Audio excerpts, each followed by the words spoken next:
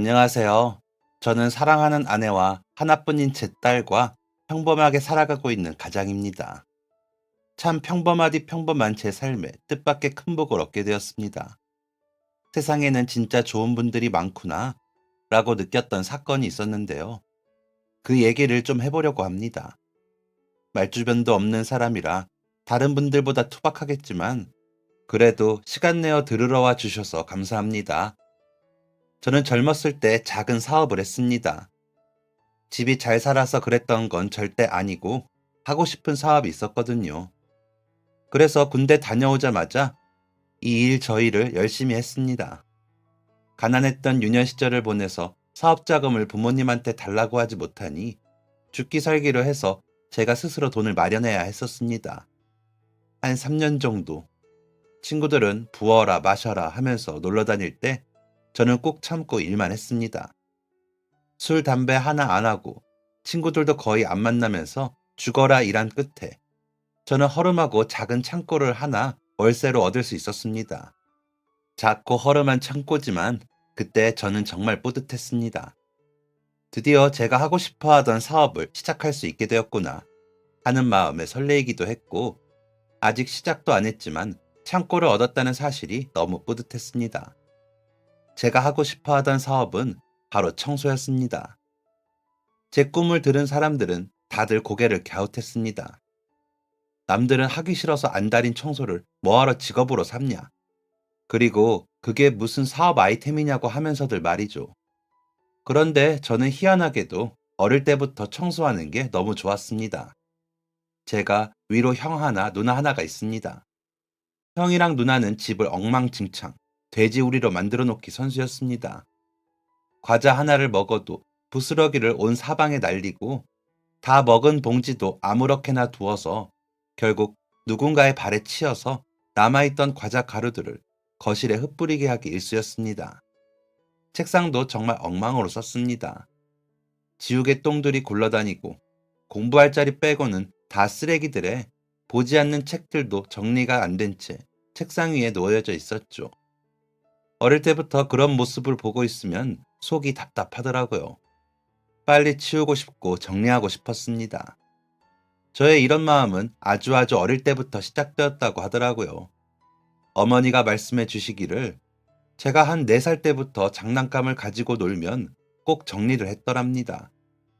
어머니는 한 번도 정리하라고 한 적이 없었는데 말이죠. 어머니는 이미 형이랑 누나 때문에 아이는 정리를 안 하는구나 생각하고 체념하고 있으셨는데 제가 시키지도 않은 정리를 하니 엄청 신기하셨다고 했습니다. 그 기질이 지속되어 사업까지 벌일 줄은 꿈에도 모르셨겠지만요.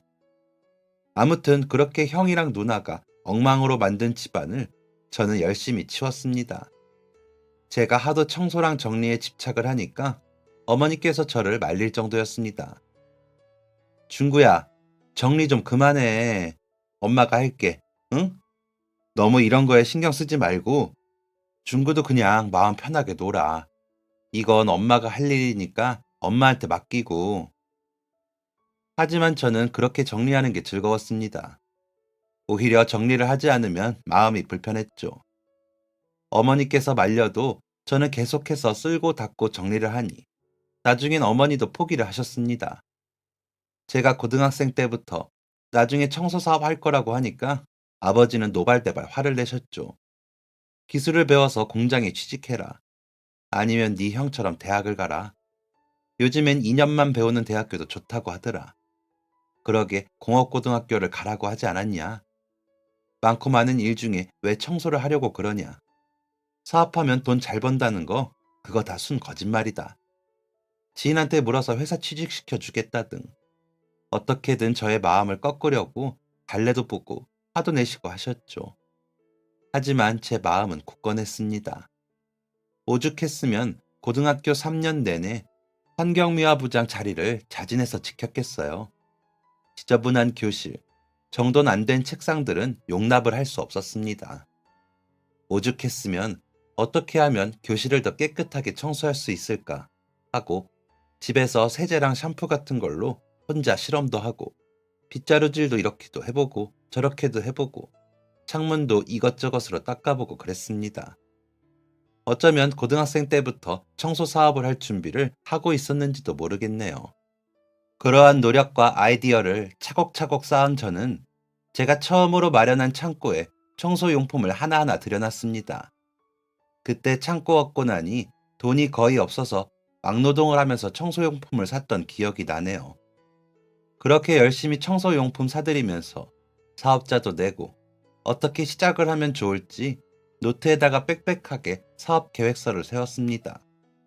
그리고 마침내 저에게 첫 의뢰가 들어왔습니다. 다름 아닌 아버지의 친구분이셨습니다. 아버지 친구분이 음식점을 운영하시는데 일하시던 이모님이 갑자기 다치게 되셔서 한 달 정도를 청소를 꼼꼼하게 하지 못하셨다고 했습니다. 그래서 하루 날을 잡고 청소를 싹 하고 싶은데 연세도 있고 제가 청소한다는 소식을 들으셔서 맡기고 싶다고 하시더라고요. 저는 기쁨에 환호를 지르며 의뢰에 응했습니다. 4인 테이블이 10개 조금 넘게 있는 식당으로 기억을 하고 있습니다. 메뉴는 삼겹살이었어요. 그러니 바닥에 기름이 얼마나 심하겠습니까?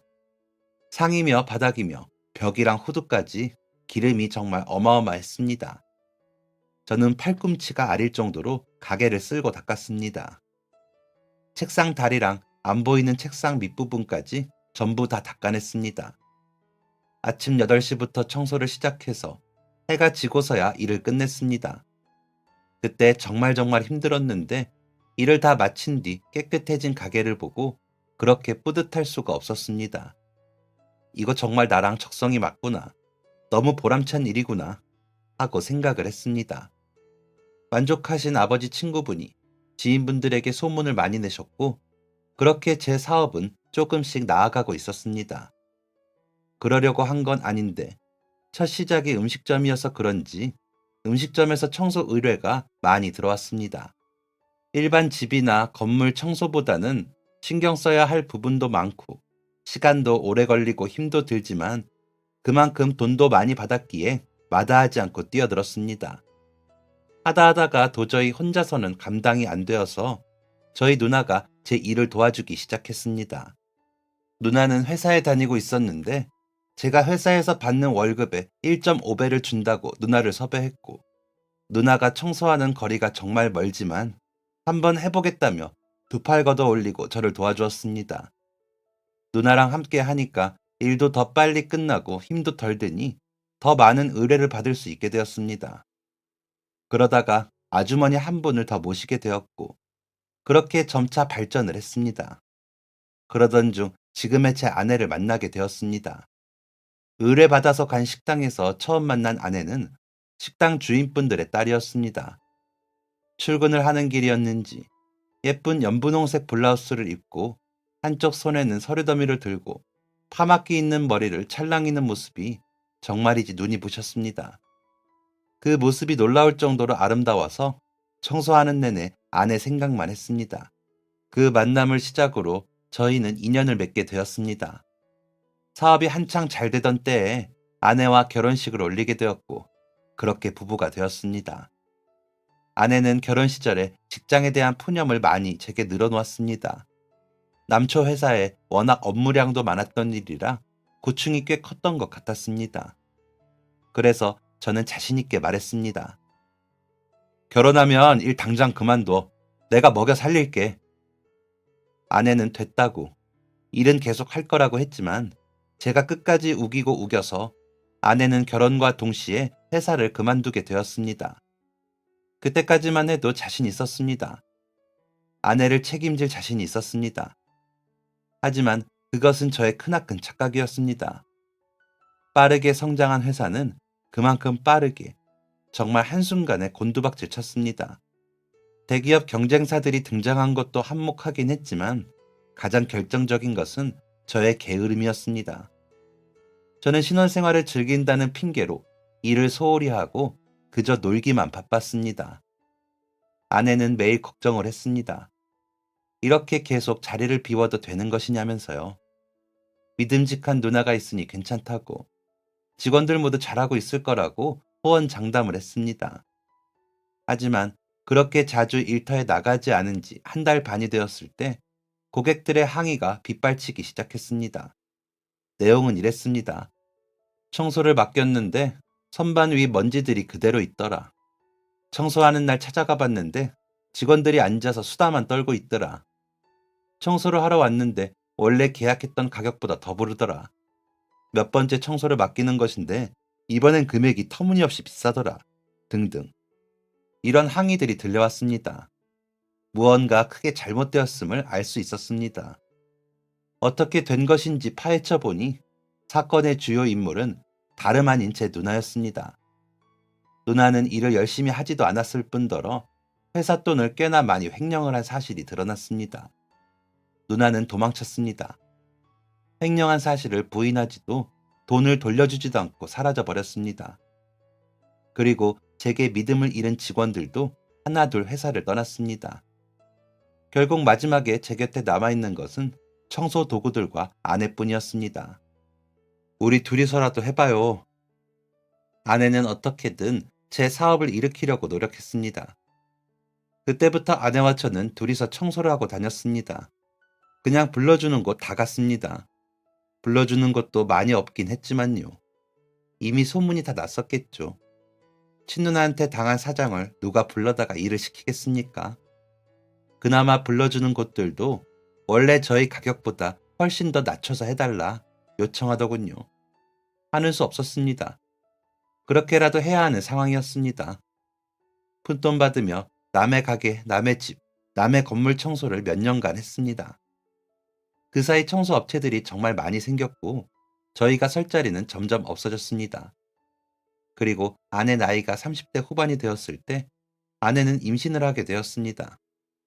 임신한 아내를 고생시킬 수 없다고 판단이 되어서 그제서야 질질 끌기만 했던 사업을 접을 수 있었습니다.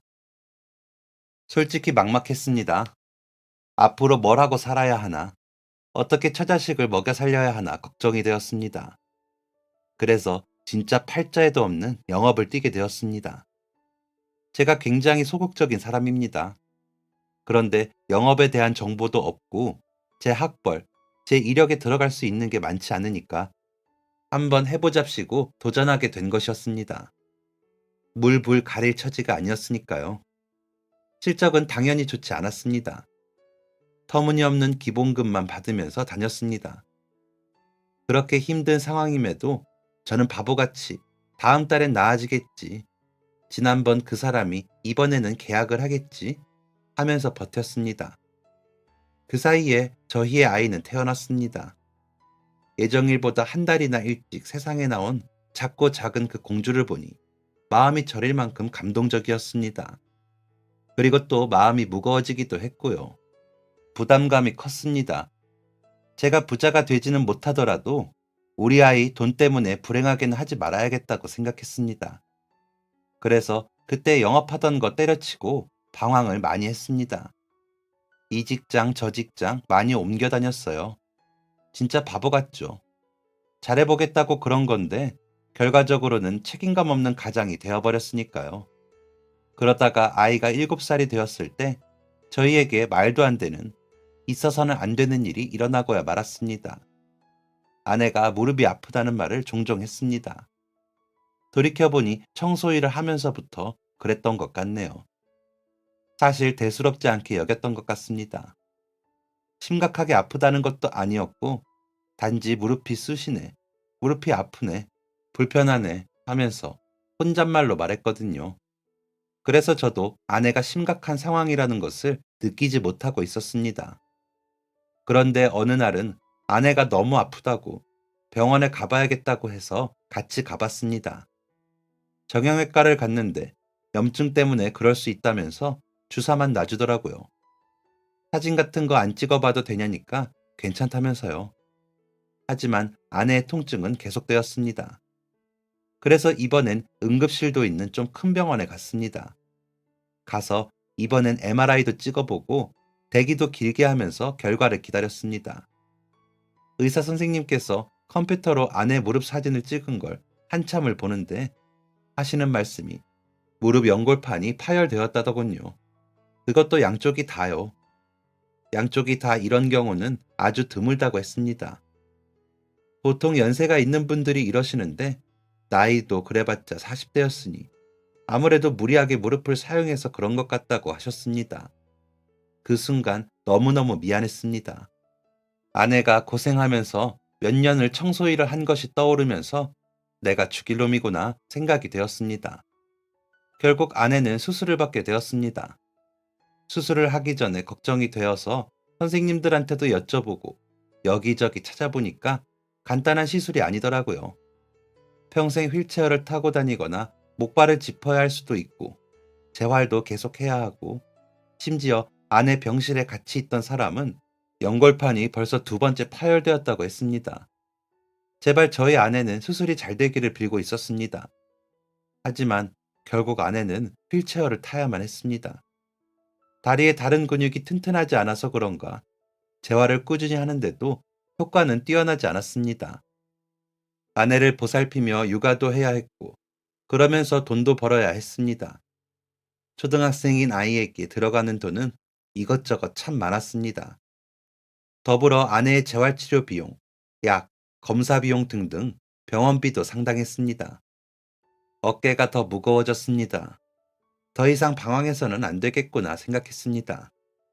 그래서 저는 제가 할 수 있는, 제가 가장 잘하고 자신 있는 일을 하기로 마음먹었습니다. 네, 맞습니다. 바로 청소요. 저는 다시 청소 일을 시작했습니다.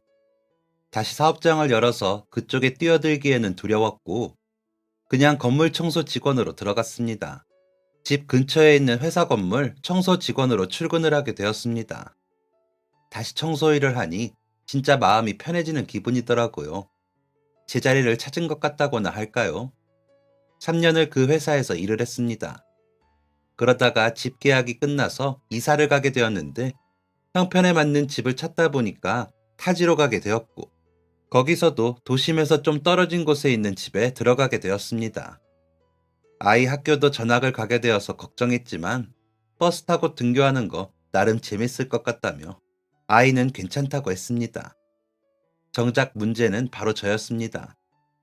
원래 다니던 회사는 완전 타지에 있었기에 다닐 수가 없었고 근처에 청소일 구하는 곳을 찾아봤습니다. 그런데 집이 도심에서 떨어져 있다 보니까 일거리 자체가 많지 않더라고요. 그러다가 운 좋게도 청소일 구하는 회사 하나를 찾게 되었습니다. 그런데 거리가 좀 있더라고요. 10km 정도요. 차로 가면 1시간도 안 걸릴 거리였는데 저는 차가 없었습니다.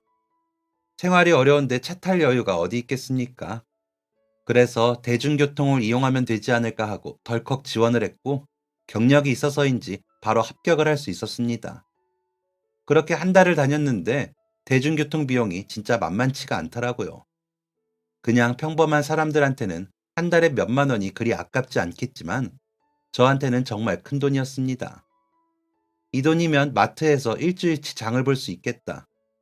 아니면 우리 딸 문제집을 사줄 수도 있겠다. 이거 모으면 1년에 얼마지? 정말 큰 돈이구나. 이런 생각들이 들면서 그 돈이 너무 아깝게만 느껴졌습니다. 그리고 그 와중에 아내가 무릎 연골판이 재파열되었고 한 차례의 수술을 더 해야만 했었습니다. 더 이상 보험 청구도 되지 않는 와중에 10원 한 장이 아까웠던 처지였죠. 그래서 한 번은 퇴근을 하고 집까지 걸어서 가봤습니다. 걸어서 10km는 상당히 긴 거리더라고요. 그런데 그게 못할 만큼 힘들진 않더라고요. 그럭저럭 걸어다닐만 했습니다. 혹시 다음날 다리가 쑤시진 않을까 했지만 그렇지도 않았고요. 그래서 며칠 뒤엔 출근 시간에 걸어가 보았습니다. 아무리 시골이라고 해도 대중교통을 타고 출근을 하면 항상 사람이 많았거든요. 종일 가만히 서서 가야 하는 날도 있었고요. 그런데 걸어서 가니까 그렇게 여유로울 수가 없었습니다. 시골길이라 그런가 한적하고 자연의 소리들도 들려오고 하루를 더 상쾌하게 시작할 수 있더라고요. 비록 9시까지 출근을 하기 위해서 5시 반에 일어나서 준비를 하고 집에서 나와야 했지만 워낙 아침잠이 없던지라 무리 없이 해낼 수 있었습니다. 그리고 그렇게 가서 항상 가장 먼저 회사에 출근을 하면 참 뿌듯하기도 했고요. 그리고 가장 뿌듯했던 것은 그 차비를 모아 딸아이와 아내에게 무언가를 해줄 수 있다는 것이었습니다. 아이가 좋아하는 초코우유를 하나 더 사줄 수 있었고, 아내가 좋아하는 생선 한 마리를 더 사다가 구워줄 수 있다는 것이 제게는 아주 큰 기쁨이었습니다. 그렇게 저는 매일 왕복 20km를 걸어 다녔습니다. 이 사실을 알게 된 같이 청소일을 하는 동료들이 제정신이냐고 그냥 버스 타라고 했지만, 어디 땅 파면 버스비가 나오는 것도 아니고 그냥 제가 조금만 부지런해지면 이 정도는 아무것도 아니라고 생각했습니다. 그렇게 걸어서 출퇴근을 한 지 한 달 반이 되던 어느 날이었습니다. 그날은 퇴근길이었습니다. 한 20분쯤을 걷고 있는데 제 앞으로 검은색 승용차가 멈추더니 운전석에 있는 사람이 내렸습니다. 저는 그냥 갈 길 가려고 하는데 운전석에서 내린 사람이 제 앞으로 다가오더군요. 그러면서 하는 말이, 저 실례가 안 된다면 제가 가는 곳까지 모셔다 드려도 될까요? 라고 하는 겁니다.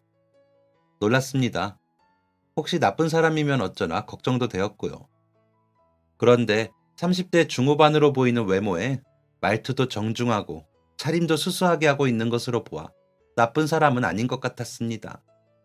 그리고 그날 저희 딸아이의 생일 전날이었거든요. 얼른 가서 다음날 아침에 먹을 미역국도 끓이고 밥도 새 밥으로 해놓으려면 부지런히 가야 했습니다. 그런데 빨리 갈 수 있게 차를 태워준다니 감사한 마음에 저야말로 신뢰를 무릅쓰고 차를 얻어 타게 되었습니다. 한 달 전부터인가 종종 봤습니다. 예? 뭐를, 저를요? 네. 매일 비슷한 시간에 사람도 안 다니는 이런 길을 걸어가시길래 무슨 일인가 궁금했어요. 그러셨군요. 특별한 이유는 아니고 차비를 좀 아끼고 싶어서 하는 겁니다. 아내가 조금 아프거든요. 아이는 아직 어리고요. 제가 고생을 많이 시켜서 제가 조금 고생하더라도 아내랑 아이한테 더 해주고 싶어서 그럽니다. 그러셨군요. 아내분과 따님이 있으시군요. 예, 그렇죠. 결혼하셨어요? 네, 했습니다. 자녀분은, 자녀라는 말이 나오자마자 미묘하게 남자의 얼굴이 안 좋아지는 게 느껴졌습니다. 혹시 불편한 얘기를 꺼냈나 싶어서 그냥 바로 말을 돌렸습니다. 그나저나 이젠 밤 날씨가 제법 쌀쌀하네요. 가을이 오려나 봐요. 가을, 네, 그러게요. 남자는 친절하게도 저를 집 앞까지 데려다 주었습니다. 조금만 가면 자신의 집이 나온다면서요. 원래 같았으면 아직도 한참이나 걷고 있었을 텐데 덕분에 엄청 빨리 집에 갈 수 있었습니다. 그리고 일주일 뒤 저는 다시 그 남자의 차를 얻어 타게 되었습니다. 한 번 봐서 그런 건지 두 번째는 조금 더 편해진 기분이더라고요. 남자도 저와 마찬가지였는지 첫 번째 만났을 때는 말수가 많이 없더니 조금 더 마음을 열고 얘기하는 게 느껴졌습니다. 남자의 나이는 예상대로 30대 중후반이 맞았습니다. 운전하는 걸 좋아한다는 것도 새로 알게 되었습니다. 직업은 회사원인데 지금은 잠시 사정이 있어서 쉬고 있다는 것도 알게 되었습니다. 눈빛이나 이런 것들이 예사롭지 않은 사람이구나. 남한테 말하지 못하는 깊은 사정이 있는 사람이구나. 라는 제 느낌에도 좀 더 확신을 가질 수 있었습니다. 그리고 또다시 일주일 뒤 저희는 또 만나게 되었고 저는 세 번째로 남자의 차에 얻어 타게 되었습니다. 이번에도 정말 감사합니다. 매주 월요일마다 신세를 지게 되네요. 그런데 항상 이 시간에 어디 다녀오시는 건가요? 이 근처에 구경하기 좋은 곳이라도 있나요? 세 번째 만남이라 그런가? 한층 여유로워진 듯한 남자가 제 질문에 표정이 굳었습니다. 그리고 입을 꾹 닫고 아무 말도 하지 않았습니다. 그런데 그게 대답하기 싫어서 안 하는 듯한 느낌이 아니라 뭐라고 대답을 해야 할지 몰라 하는 느낌이었습니다. 저는 더 묻지 않았습니다. 이 사람은 지금 자신의 사정을 누군가한테 말할 준비가 되어 있지 않은 사람이라고 생각이 되었습니다. 그래서 그냥 제 얘기를 했습니다. 반응을 보이던 안 보이던 그냥 떠들었습니다. 이 남자가 나를 매주 월요일마다 차를 태워주는 이유가 바로 이런 말동무가 필요해서, 혹은 잠시 자신의 일상에서 벗어나 예상치 못한 누군가가 필요해서가 아닐까 하는 생각이 들었거든요. 그래서 그간의 제 이야기를 미주알 고주알 늘어놓았습니다. 청소 사업 시작한 것부터 아내를 만난 것, 누나에게 큰돈을 횡령당하고 아내와 둘이 청소를 하고 다닌 것, 그리고 사업을 접고 아픈 아내를 간호하는 것, 늦은 나이에 낳은 딸아이와 아내를 위해 먼 거리를 걸어 다니는 것, 이 모든 것을 말이죠. 물론 이 수많은 이야기는 하루 만에 끝나지 않았습니다. 일주일에 한 번, 월요일마다 시작한 이야기는 무려 2달에 걸쳐서 이야기를 끝마치게 되었습니다. 월요일마다 남자는 저희가 항상 마주쳤던 그 길에서 저를 기다리고 있었습니다. 다음 내용이 궁금해 죽겠다는 듯이 초롱초롱한 눈으로 말이죠. 제 이야기가 뭐 자랑스러운 이야기도 아니고 재밌는 이야기도 아닌데 그렇게 관심을 가지고 들어주니 그저 고마울 뿐이었습니다. 그리고 몇 번을 만났음에도 항상 어딘가 긴장된 듯 보이던 남자의 모습도 점점 여유를 찾는 듯 했습니다. 제 말을 경청하며 웃기도 하고 안타깝다는 탄식도 뱉고 화도 내면서 말이죠. 그리고 그렇게 2달 동안 열심히 제 인생사를 떠든 끝에 그 남자의 인생을 들을 수 있었습니다. 사실 그런 걸 기대하고 제 이야기를 했던 건 아니었습니다. 하지만 이 사람의 마음에 어떤 자극이나 준비가 필요해 보이기는 했습니다. 제 이야기가 그런 자극이 되어주고 준비를 시켜주었나 보더라고요. 제 이야기를 다 마친 날, 남자는 저와 헤어지면서 다음에는 제 이야기를 들려드릴게요. 라고 했습니다. 일주일 동안 너무 궁금해서 혼자 무한한 상상을 했습니다. 대체 어떤 이야기를 들려줄지 궁금했습니다. 그리고 일주일 뒤, 저는 드디어 그 남자의 인생을 듣게 되었습니다. 남자는 가난한 집안에서 둘째 아들로 태어났다고 했습니다. 이야기를 들어보니 정말 지독하게도 가난했더라고요. 단칸방에서 4식구가 살면서 비 오는 날이면 집에 물도 새고 옆집 소리, 뒷집 소리, 앞집 소리도 다 들리고 집안에 바퀴벌레며 쥐를 본 적도 있었다고 했습니다. 제대로 된 한 끼를 먹어본 적이 없다고 했습니다. 허구한 날 보리밥에 구운 김이랑 간장을 먹었고 좀 잘 먹으면 김치 조금, 어떤 날은 아예 밥을 못 먹은 적도 있다고 했습니다. 그래서 그 남자와 남자의 형은 미친 듯이 공부를 했다고 했습니다. 학교 선생님들이 하는 말을 철석같이 믿었대요. 공부하면 성공한다. 공부 잘하면 부자 된다 하는 말들이요. 부모님의 챙김을 전혀 받지 못하고 자라서 믿을 수 있는 어른인 선생님들 말씀을 믿고 공부했답니다. 그 결과 남자의 형과 남자는 서울에 있는 명문대에 갔다고 했습니다. 그것도 장학생으로 말이죠.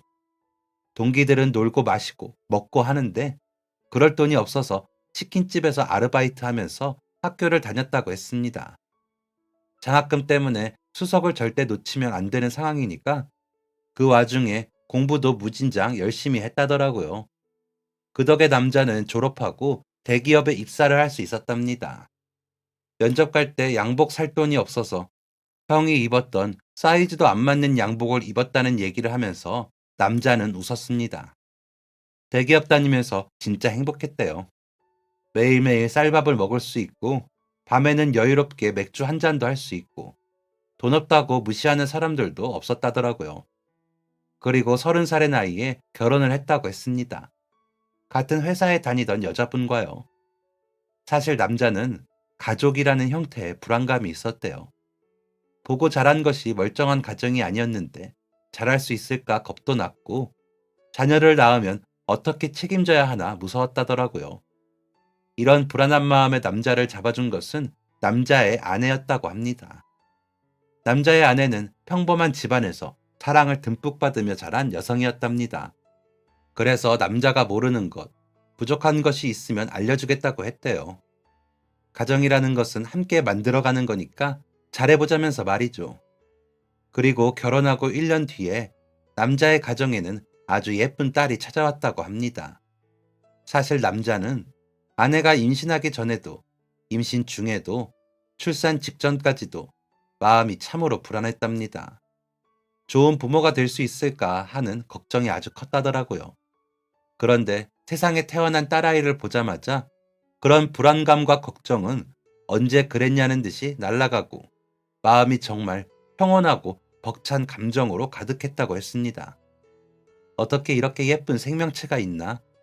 이 아이를 위해서라면 뭐든지 할 수 있겠다고 생각하면서요.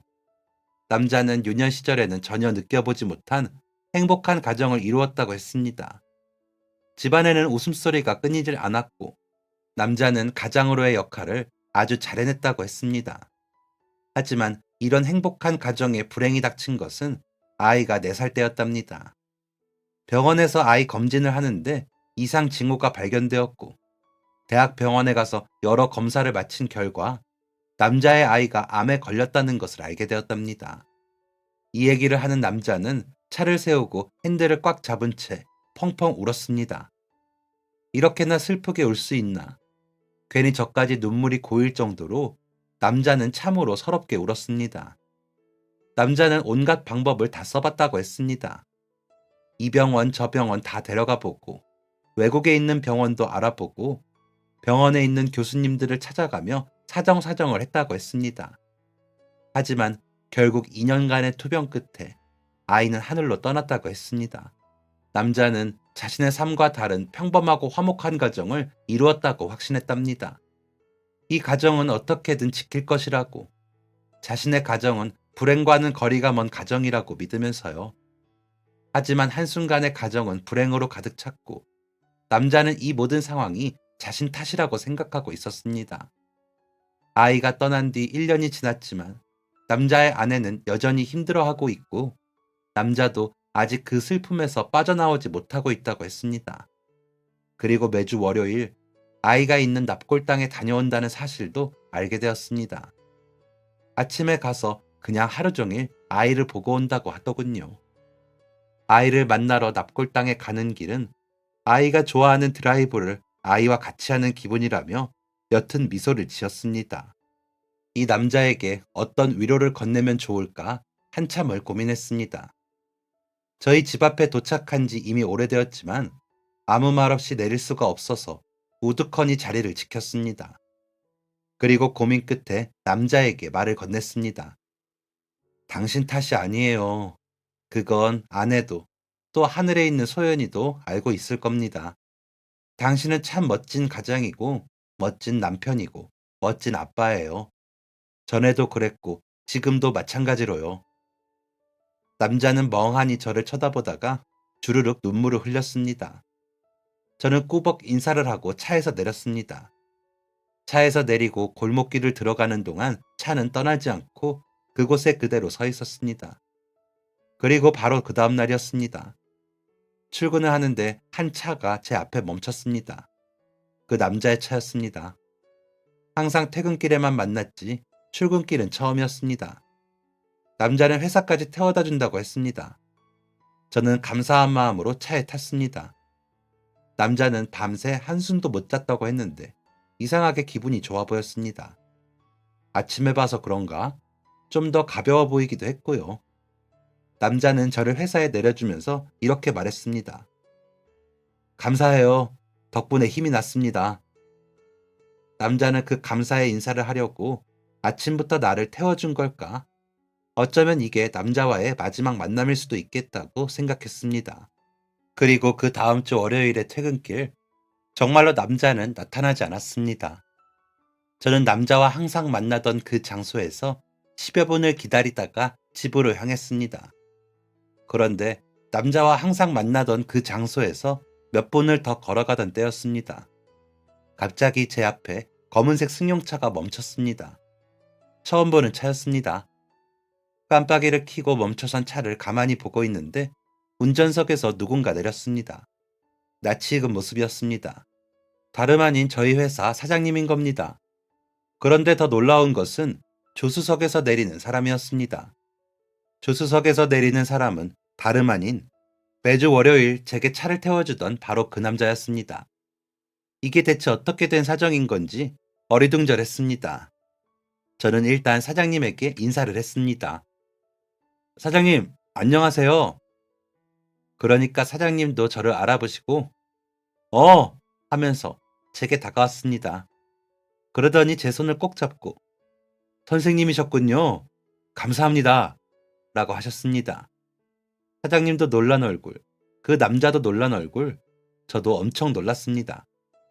저희 세 사람은 근처 식당에 자리를 잡았습니다. 알고 보니 그 남자가 자신의 이야기를 하면서 계속 등장했던 그 형이 바로 제가 일하는 회사 사장님인 겁니다. 대체 이게 무슨 인연인지 그저 신기하기만 했습니다. 사장님께서 회사에서 보이던 근엄한 모습과는 다르게 부드러운 어조로 말씀을 하셨습니다. 제 동생에게 이야기 많이 들었습니다. 매주 월요일마다 좋은 말씀 해주셨다고. 네? 아니요.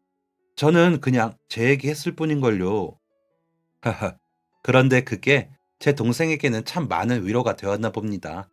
정말 감사합니다. 동생 얘기를 듣고 어떤 분인지 궁금해서 실례를 무릅쓰고 찾아왔는데 선생님이실 줄은 정말 꿈에도 몰랐네요. 그러게요. 정말 신기하네요. 두 형제의 사이좋은 모습과 옛 이야기를 들추며 식사 자리는 즐겁게 마무리가 되었습니다. 그리고 그 다음 날 회사에 출근을 해서 청소를 하고 있는데 사장님이 저를 찾아오셨습니다. 사장님은 저를 회사 옥상에 사람이 없는 곳으로 데려가셨습니다. 그리고는 놀라운 이야기를 하셨습니다. 선생님, 제가 정말 뭐라고 감사를 드려야 할지. 어제는 동생이 있어서 애써 아무렇지 않은 척 했지만 정말, 정말 감사합니다. 사장님은 제 손을 잡고 떨리는 목소리로 말씀하셨습니다. 네? 감사 인사는 어제 다 하신 거 아닌가요? 어제 말씀을 못 드렸는데 실은 제 동생이 조카가 그렇게 된 후로 우울증을 심각하게 앓고 있었습니다. 밥도 잘 안 먹고 가끔 술을 무리해서 먹고 잠도 잘 못 자서 약에 의존하기도 하고 조카가 그렇게 된 후로 회사도 아예 안 다니고 있어요. 남자가 사정으로 회사를 안 다니고 했다는 것이 아이를 잃은 슬픔 때문이었다는 것을 그제서야 알게 되었습니다. 사장님은 계속해서 말을 이었습니다. 그런데 이 녀석이 몇 달 전에 그러더라고요. 세상에 사정 없는 사람은 없는 것 같다고 했습니다. 그러더니 또 한 달 있다가 와서는 회사를 다시 다녀볼까라는 말을 하더라고요. 1년 동안 제 말은 듣지도 않던 동생이 먼저 그런 얘기를 꺼내니 놀랐습니다. 그러더니 지난주에는 저를 찾아와서 이제는 소연이를 보내줄 수 있다고 했습니다. 동생은 많이 운 것처럼 눈이 충혈되어 있었지만 웃고 있더라고요. 딱딱했던 마음이 부드러워진 것처럼 웃었습니다. 그 웃음을 보는데 꼬박 1년이 걸렸습니다. 동생이 그렇게 변할 수 있었던 것은 모두 선생님 덕분이에요. 정말 감사합니다. 우울증이 심하셨군요. 아닙니다. 제가 한 게 뭐가 있다고요. 동생분이 이겨내신 거지요. 아닙니다. 저희 형제가 정말 큰 은혜를 받았어요. 그래서 말인데 동생에게 선생님 사정을 들었습니다. 매일 왕복 20km 거리의 출퇴근을 걸어서 하신다고. 괜찮으시다면 제가 출퇴근하실 차를 선물해드려도 될까요?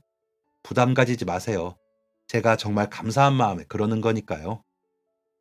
사장님께서는 부담 가지지 말라고 하셨지만 그게 어떻게 부담이 안 되겠습니까? 저는 한사코 거절을 했습니다. 정말 괜찮다면서 손사래를 쳐도 그럼 그냥 아무 차나 사서 보내준다고 하는 게 아니겠어요? 그래서 하는 수 없이 그럼 회사에 다니는 동안에만 쓰고 그만둘 때 꼭 돌려드린다는 조건으로 저렴하면서 가장 연비가 좋은 경차를 한 대 받기로 했습니다. 선물로 차라니. 다시 생각해도 당황스럽지만 제게 차를 사주고 저보다도 더 기뻐하는 두 형제를 보고 그저 감사한 마음으로 받기로 했습니다. 그리고 제게 차를 사주는 목적이 단순히 제가 출퇴근을 편하게 하라고 하는 것이 아니라 얼른 집에 가서 사랑하는 아내와 딸아이 얼굴을 조금이라도 더 보라고 하는 것을 알기에 더더욱 소중하게 생각하고 있습니다. 그렇게 차를 받은 지 벌써 석 달이 흘렀습니다. 저는 더 이상 20km의 거리를 걸어 다니지 않습니다. 대신 아침에 조금 더 여유롭게 준비를 하고 아내와 딸아이가 먹을 밥을 준비해두고 차를 타고 출근을 합니다.